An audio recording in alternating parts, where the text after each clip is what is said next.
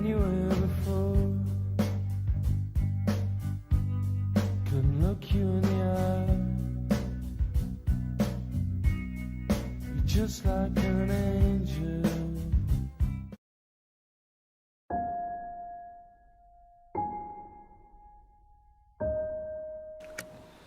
Okay. You started? Oh. Sorry.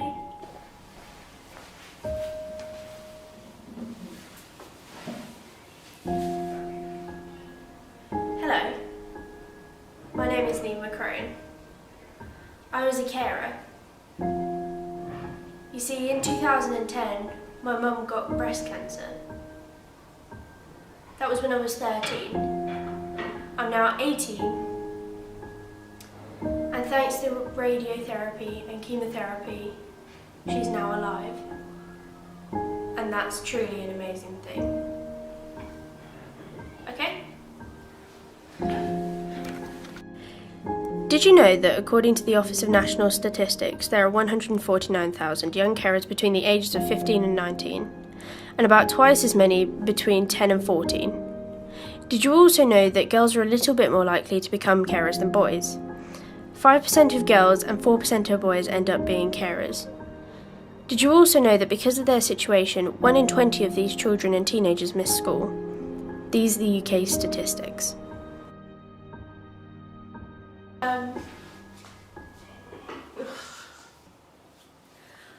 As I said, I was 13 when I was a carer for my mum. I'm now 18. I don't really remember much of that period of my life. However, in this documentary, you will see an interview of me and my mum together, and we will be explaining to you about that period of my life that I don't really remember.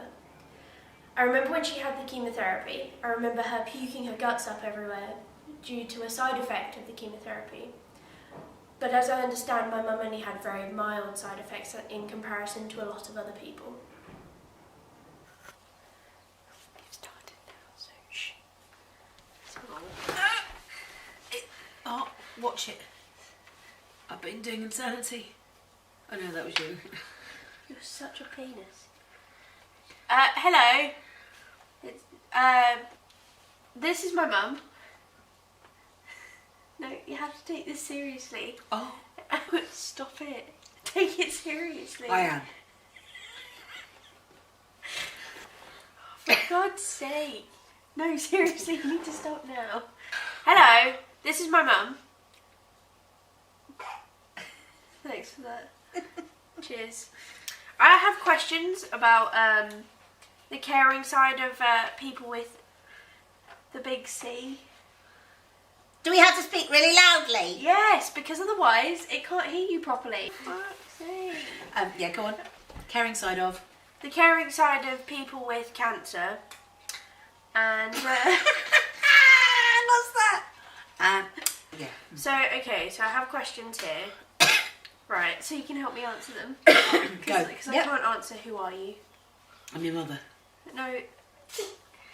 Right. Yeah. Who am I? You're my daughter. Yeah. What's my name? Do you think I've got Alzheimer's? Is that what you was that what you're asking? Steve. You're Steve. You're Niamh Archer. Yeah, there McCrone we go. Archer. Niamh McCrone Archer. You're Niamh. Who am I caring for? I'm not anymore. Well, you were last week. You did a big caring for me last week. Oh yeah, I did. Mum got a bit poorly last week. Yeah. However, like 5 years ago. 5 years ago. 5 years ago, Mum Coughed. got cancer. What kind of cancer was it? Don't know, I got it from Sainsbury's. Breast cancer. What? Right. What kind of cancer did you have? Booby cancer. Cancer of the booby. This isn't funny. This is meant to be serious. Oh, sorry. Booby cancer. Breast cancer. That's what she had. Breast. Cancer of the breast. Right. What was my initial reaction when I found out that you had it? You're quiet. Completely silent. What was I? Mm-hmm. I don't really remember what I was like it. Completely didn't say a word. Really? Yeah. I wonder why. Am I just that kind of person? Yeah. Just don't say anything in the face of trauma. Yeah. Pretty much, right. How does life change for someone involved with cancer, whether they're a patient or carer or a family member? Well, how did it change for you? Obviously you've got no boobs left.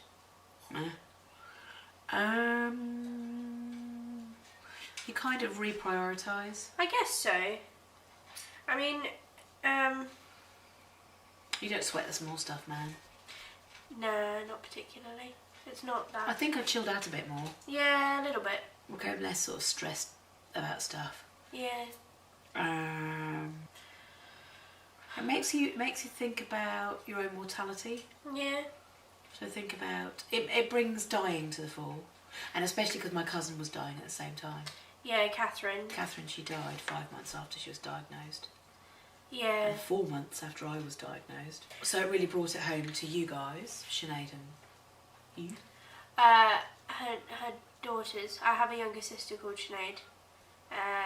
We don't talk about her. We don't talk about her now. We talk to her. Yeah, yeah. But for me, it wasn't.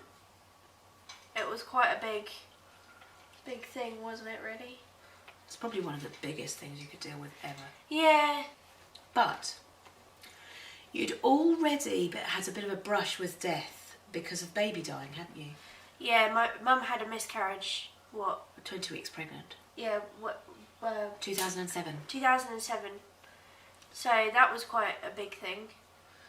And then it deteriorated 3 years later. Yeah, and then Mum got cancer, and then what happened after that? 2 years after that, your dad left. Yeah, that was fun. What does a carer do, or what did I do as a carer? Didn't do much really, did I? I think it put the brakes on your normal life and your normal teenage life. Just slam the brakes on it. Your life was never going to be a normal teenage life. Yeah, well, I mean, at school... And neither is your sister's. Yeah, I think at school it was a bit of a different situation, wasn't it, really? It was a bit of a... After... Because I was in middle school at the time, so I'd have been in year 8. And then year 9... Year 9 was when I changed schools, because our school system was really weird. Well, I went in and gave talks, didn't I, in school? Yeah, we raised money, didn't we? Yeah, a lot of money, for £1,000. It was more than that. Well, that was just one of the fundraisers. Yeah, that was just one of the fundraisers, and then we raised more with the youth club. Yeah, but it was also very interesting to talk to your peer group about cancer, because I got I mean, I don't know, but I got the distinct impression that lots and lots of people had no idea about cancer, what it meant, what your life expectancy was. I didn't know really what it was. Why would you? At that age. No, Why would you? Why would you? But I don't know. Dad was the primary carer, wasn't he? Really? Yeah, Dad was. Yeah, Dad was very good. Whilst he was still about, yeah. And then yeah, it was really good. we just cleaned the house and stuff, really. But it doesn't... You were about, though. That was... I just remember that being really important, that you were especially post chemo, that you were you were around. Mum, do you want a drink? Anything? You know, should we watch telly? Or you would do things with me because you knew I couldn't concentrate. Or Didn't Grandpa bring you a grape in hospital? One singular grape. probably. I think he did. I think he brought you one singular grape. But there's lots of things I didn't remember either. Do you remember when I spoke? And I would talk to you and then I'd Stop. finish. Yeah. You used to do that a lot anyway, so it wasn't abnormal.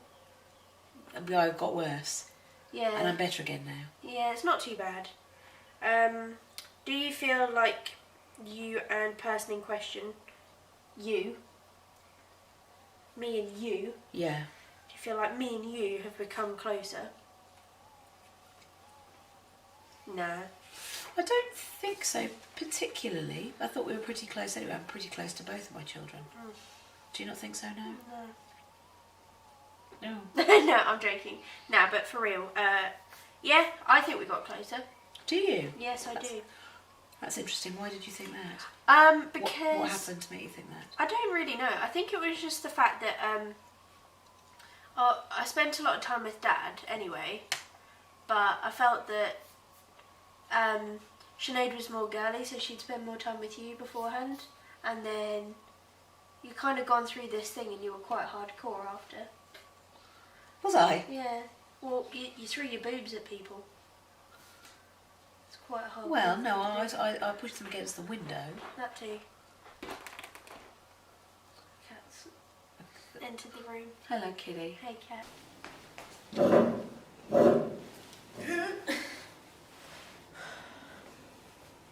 Here are some things you should know before you go any further. Me and my college friends decided to pick this as a documentary to do because we felt that we see documentaries all the time on cancer patients and the actual cancer itself, but we never really see it about the carers or how difficult it is for the carers and the cancer patients. Alongside that, we also have the falsities that the media portray within cancer and within our community. Personally, I do not believe that the way media portrays cancer, especially Hollywood, is correct, and I don't feel that it's fair.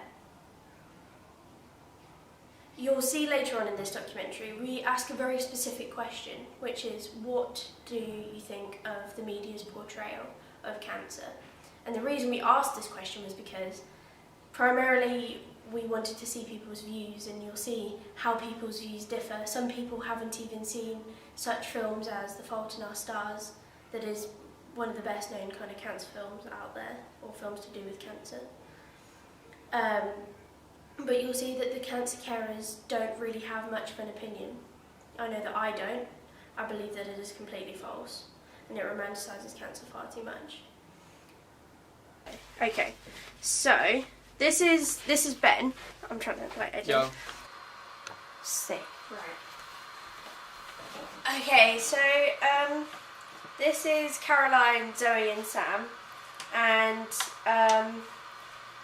basically you had a sister and they had an auntie that recently died of cancer, and I thought it would be quite a good idea to interview them, seeing as they had a similar experience to myself, if not more valuable experience in a way. Would you say that? Well, maybe different, but I don't know about more valuable. The first question is, who are you? My name is Ben Porter. And who were you caring for? My dad. What was your initial reaction when you found out about his condition and that he had it? Yikes. Well, I must have been in year 1. Yeah. And because of that, because it was so early on in school life, I can't remember a time when my dad hasn't been seriously ill. Okay. So that's just sort of I have had to accept over time. Yeah. But when I first sort of found out about it, I guess I didn't really understand what it was. Okay. Because I was so young. Yeah. I have the questions again. I was given 2, and I have to ask these to you apparently. So, who are you? This is the first question, even though I've already introduced you. I am Caroline. I'm Zoe. I'm Sam. And who were you caring for? I was caring for my sister, who died in 2010 of what was eventually discovered to be stomach and esophageal cancer, but it was first found in their ovaries. We weren't the main carers, it was mostly her husband, but I helped and I was there for her at the time. So obviously you've kind of lived throughout all of this, and you can't really remember a time when he wasn't ill, and that kind of answers the next question, which is what has changed? How has this really kind of interrupted your life? I think it's probably made me more mature than I think a lot of my peers. Yeah. Because a lot of them are just thinking about, in year 1 they were thinking about, learning their times tables or whatnot. Yeah. But I was thinking, going home and thinking, well, when's Mum going to get back because Dad's in hospital or whatnot. Yeah. So I think it's developed me as a person. Yeah. But I still wouldn't want it. Yeah. And obviously I wouldn't wish it on anyone. My final question is, what do you think of how the media portrays cancer? Because there's been a bit of an uproar over this new film and book called The Fault in Our Stars. I don't know if you've heard of it. Heard of it. I've heard of it. Have you heard of it? I haven't read it or watched it. Loads of my friends have seen it though. I'm kind of trying to avoid it. Yeah.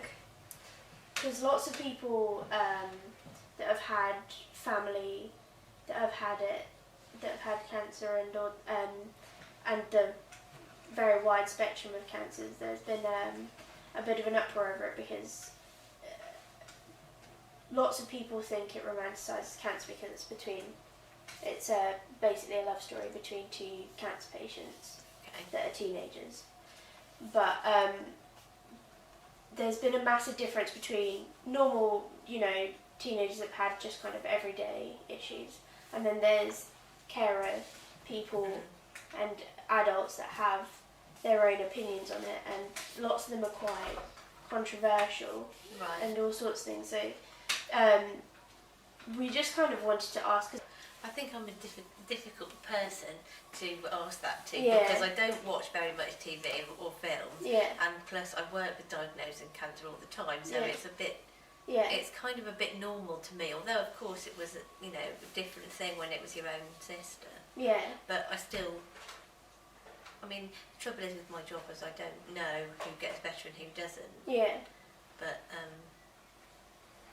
I do know that a lot of people do get better, and I think sometimes the media do portray it's always like, oh God, they're going to die kind of thing. Yeah. And a lot of the time they don't. Yeah. Especially these days with more and more research, survival rates are getting better and better, and with screening programs. Yeah. I've got one last question for you, but this is my own question. Sure. It's not on the questions for you. Yeah. How do you think? What do you think about the media portraying cancer? Because obviously we've had films come out like The Fault in Our Stars recently, and other media portrayals of what cancer is like and what carers have to do to look after. And most of them are about, the cancer survivors. Or Yeah. What is your opinion? Well, The Fault in Our Stars, for instance, I feel quite strongly about. Yeah. I very much dislike that. Yeah. Same. Because not only do I think it almost romanticizes how it tries to say that finding someone and loving someone, like between Hazel and Augustus, is can be found even in when you're both going through cancer or whatever, and that sort of dumbs down cancer. I think it sort of thinks that because a lot of people go through cancer and families split apart and it dissolves love almost. So because it is such a strong thing. Yeah. We asked the question about the media at the end of every interview, and most people answered the same, that they do not agree with the way that the media portrays cancer, and the fact that films such as The Fault in Our Stars was not what a representation of cancer should be. We tried to make this documentary as light-hearted as possible because that is the way that myself and my mother and my surrounding peers view it. And we hope that this transferred over in the documentary. But all of the people that we interviewed were amazing people. They were so brave to be able to talk to us and give us the information that we wanted and be able to describe and put their experiences into words. It is not an easy experience to put into words by any means. And for that, we're very appreciative of, and we hope that this documentary did those people some justice and what they wanted us, or what they wanted to get out of the documentary.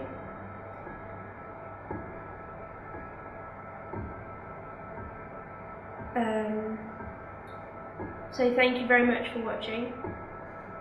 We really hope you enjoyed it. And I think that's it. That's it. Yeah. Okay, go. All in. When you were here before, I couldn't look you in the eye.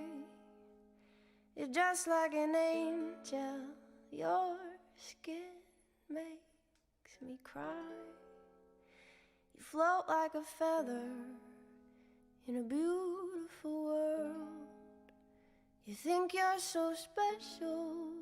I wish that I was special, but I'm a creep,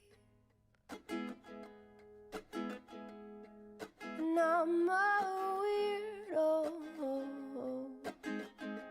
What the hell am I doing here? No, I don't belong here, and I don't care if it hurts, 'cause I wanna have control.